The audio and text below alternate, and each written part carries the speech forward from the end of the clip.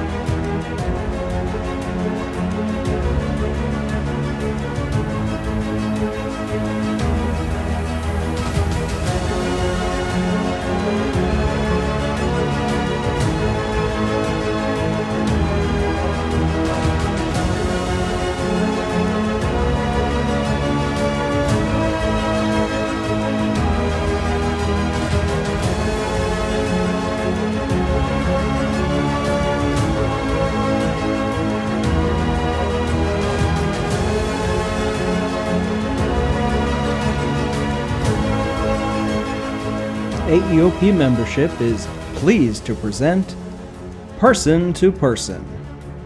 Tonight, celebrating remarkable alumni, AEOP Rising, the Kelly Charley story, featuring Kelly Charley, Zach Hermiller, Chris Schooler, and your host, Gregory Stone. Good evening, and welcome to Person. I'm your host for this special person-to-person broadcast. My name is Gregory Stone. We're happy to have you here. Tonight we present the first of 5 very special person-to-person episodes where we celebrate and highlight the lives of some of our remarkable AEOP alumni. In these special broadcasts, we will meet the alumni and the filmmakers who have created our soon-to-be-released AEOP Rising films. I'm pleased to be joined by Zach Hermiller and Chris Schooler, the filmmakers, and AEOP alumni Kelly Charley. Kelly, welcome. Would you introduce yourself? Tell us a little bit about who you are and what you're doing. All right. Hi, my name is Kelly Charley. I am a student at Arizona State in my undergraduate studying electrical engineering, and I'm also an Army ROTC cadet. I am from the Navajo Nation near the Four Corners area, and I am an AEOP alumni, and I participated in the Junior Science and Humanities Symposium when I was in high school. Well, we're really glad you're here. You definitely meet the criteria of one of our remarkable AEOP alumni. So without further ado, I'd like to play a short clip from AEOP Rising. I don't remember how old I was, but my uncle and I were helping my grandpa, and this person had a dent in their truck, and my grandpa told my uncle, go get your football, and he's like, and get a pump with it too. And I was like, what is he gonna do with that? We're trying to fix a truck. and my uncle comes back with the football, my grandpa deflates the football a little bit, he sticks it in there, and he says, all right, start pumping it up. And then he pumps it up, and then it pops the dent out. And like, for me, that was just mind-blowing. I didn't even think about that. Like, it was just, for me, always seeing him solve problems like that, with just like everyday things, was always just super cool. You can't just drive down the road to go to a grocery store or a hardware store to find the part or whatever it is that you need. So when you, on the res, like, you have to find a solution of the things that you already have. You have to make the most of what you already have. And, you know, that teaches you sustainability and, you know, how to recycle things. And my grandma always told me, like, don't throw anything away until your grandpa takes a look at it to see if he can fix it. And so that was definitely like a huge part of my experience growing up, was how do you make the most of the resources that you already have. This one? Yeah. And their hat? Yeah. I got a whole bunch of them. Got a whole bunch of hats in here, look. Is that it? Yeah. Close up shop. Close up the shop. Go ahead.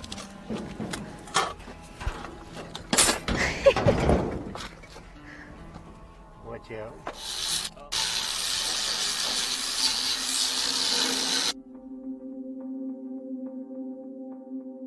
Math was my favorite subject. It was a step-by-step process. If you followed the process, followed the pattern, you get the answer.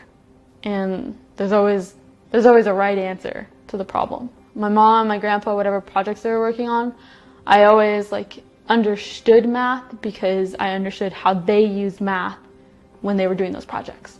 Whether it was my mom, figuring out dimensions for, a cabinet or something, whatever she was building, she used math to figure out how much material she needed. Or my grandpa, doing the same thing but with metal or piping, whatever it was.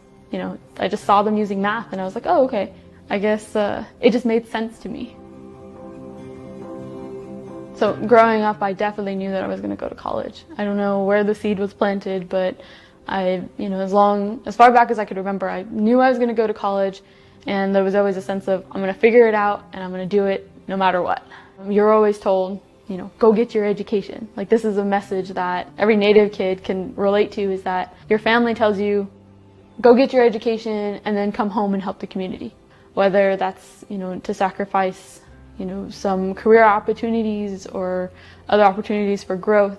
It's hard for people who, his entire life is focused on either living on the res or only visiting border towns to really, understand that the opportunities that you need to develop professionally don't exist on the reservation, and then it takes time to develop competencies in order to do the things that they want done.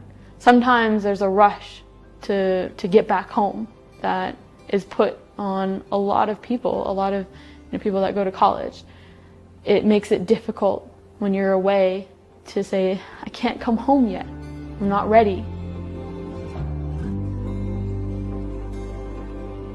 I was first introduced to AEOP in high school through a science fair competition. AEOP is the Army Educational Outreach Program. AEOP definitely introduced me to a lot of professionals that I got to interact with and broadened my horizons. I didn't know what electrical engineering was, but I definitely got some exposure to that, and it planted a seed in my head to do that. And then, people that I met through AEOP were like, yeah, you're a problem solver. You would be a really good engineer. And then, of course, my dad being an electrician added into them. Okay, I'll be an electrical engineer. Well, welcome back, everyone. Wow, Kelly, that was a really powerful message, and we appreciate you telling your story. I think one of the things that everybody can relate to is the family. I remember, for example, my grandfather was able to perform magical acts with all of these pieces of the puzzle that a lot of folks just considered scraps or junk or whatever, but he was able to transform them into amazing things. So I can identify and empathize with your stories. So Kelly, what are your thoughts about the film and participating in the project? There you go. I enjoy it. I think that when I'm at home, my family sees me in the way that they've always seen me, and that they don't always recognize what I'm able to do away from home, as well as other people in the community. And then when I'm at school, people don't recognize where I've come from and the experiences that has brought into my life, and how that influences why I think about things a certain way. And so just being able to reconnect the two sides of myself, that of where I came from and then where I'm at now, was really a good experience to kind of go back to that, but then also to allow others to see that it's okay to have different facets of your personality and different facets of who you are. But allowing viewers to take a peek into your personal life sometimes can be scary. And what was your motivation for sharing your life and your family with us? Yeah, I can definitely relate to that. I think my grandma was the most nervous in allowing people to come visit our home, and I think that it's something that as a culture, like as a people, like we have to start not feeling shame about the things that we've carried throughout our lives, and that I think there's a lot of shame attached to coming from a community that, you know, doesn't have the prettiest buildings, that doesn't have the nicest cars or whatever it is. And you know, I tell people that this is my home and it's always been my home, but being away has shown me how beautiful it is.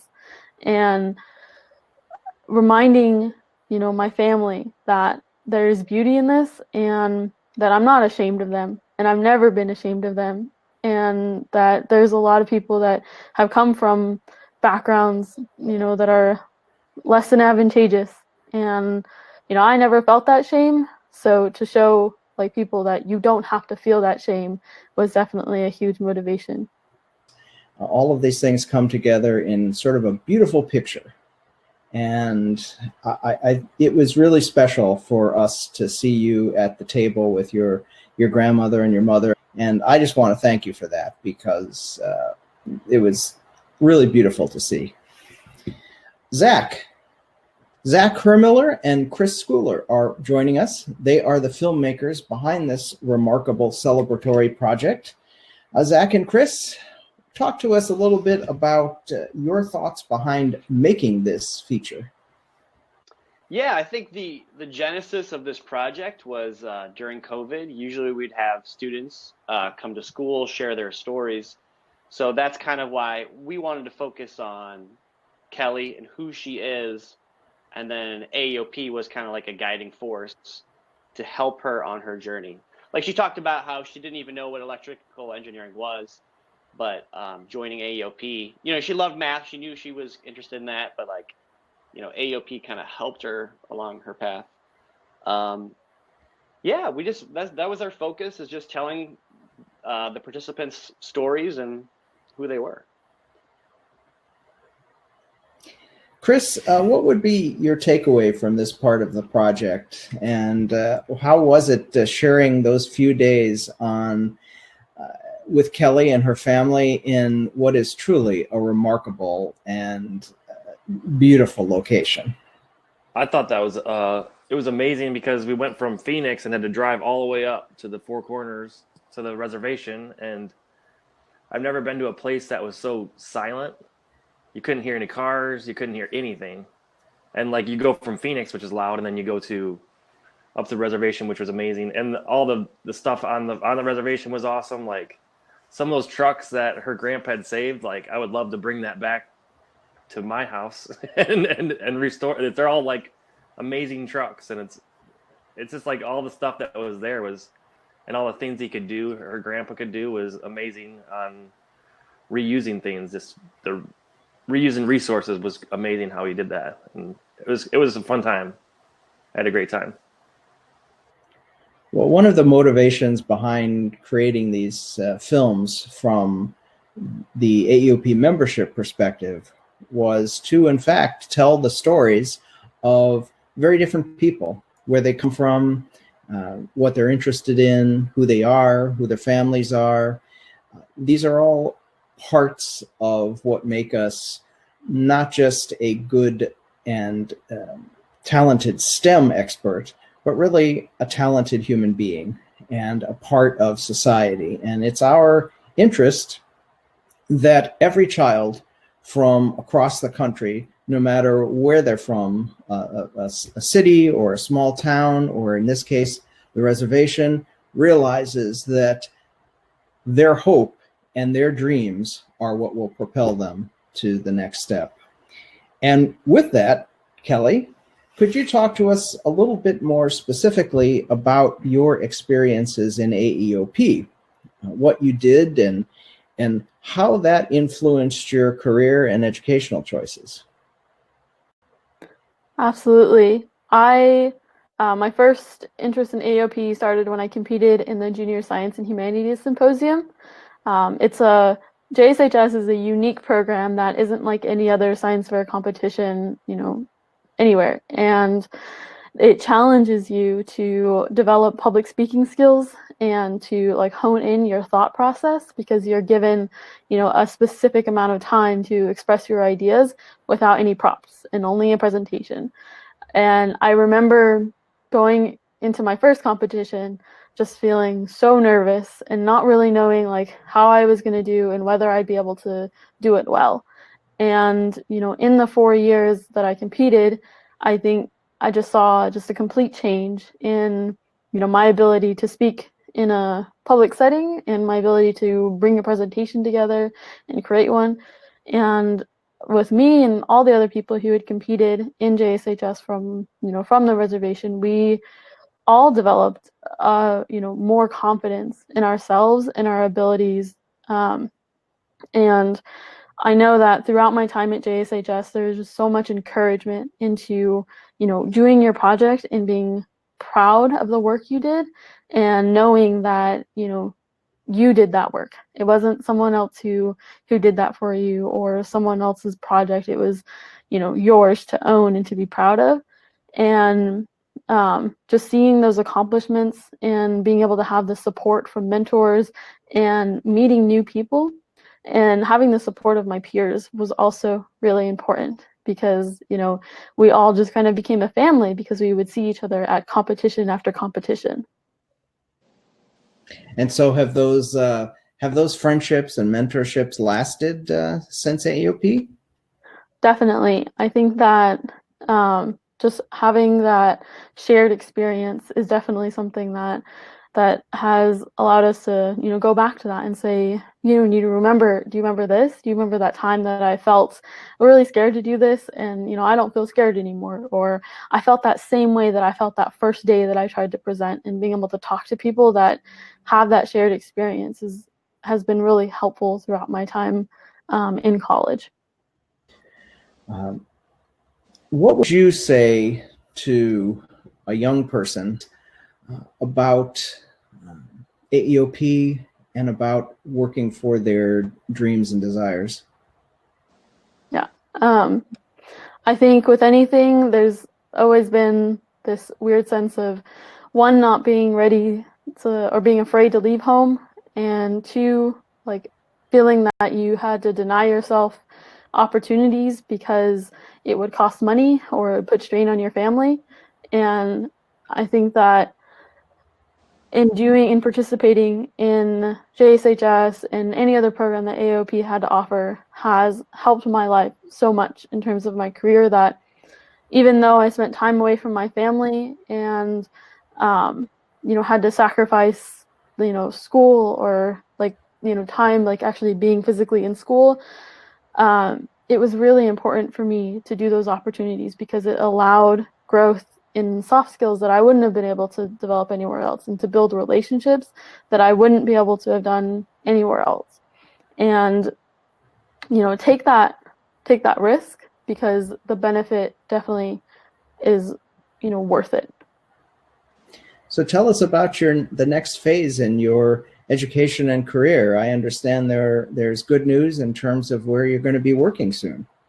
Yes. So after graduation, because I am in ROTC, I'll commission in May, and I'll be attending BOLC, the Basic Officer Leadership course, for 16 weeks, I believe it is.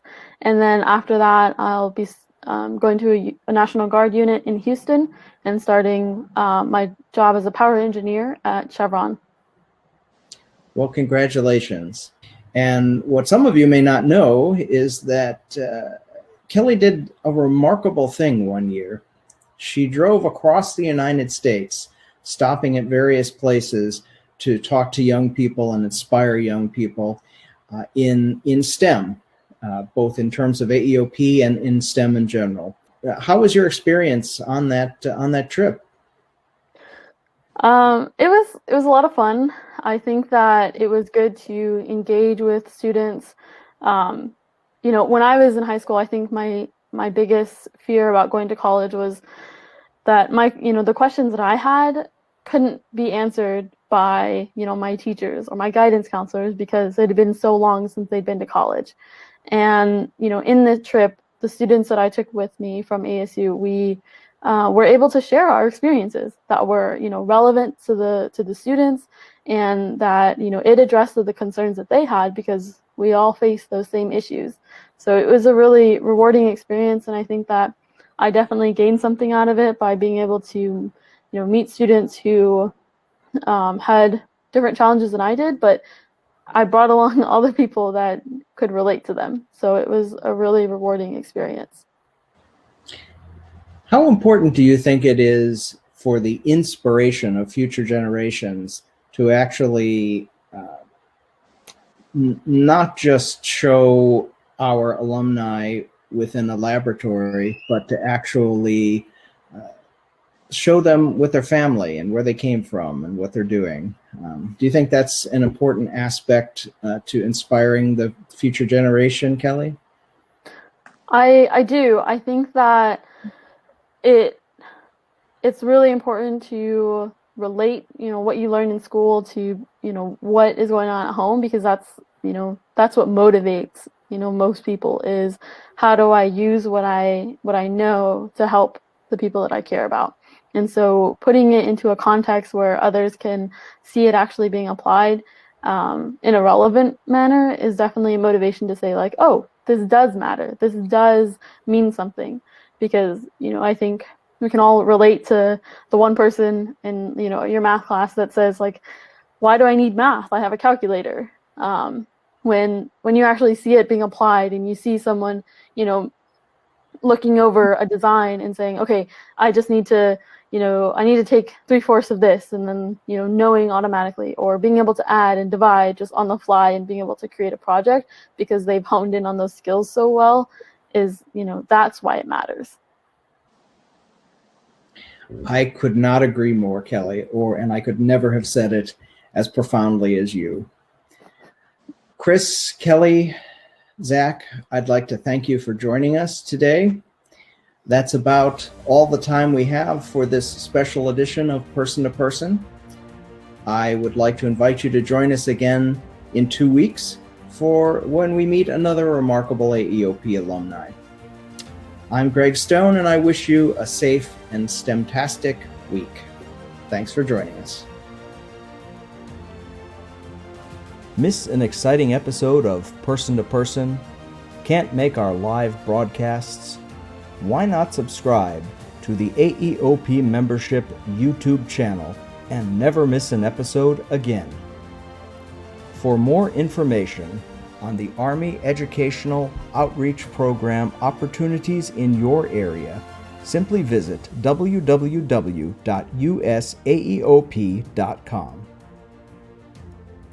Thank you for tuning in to AEOP's Person to Person. Join us again in 2 weeks.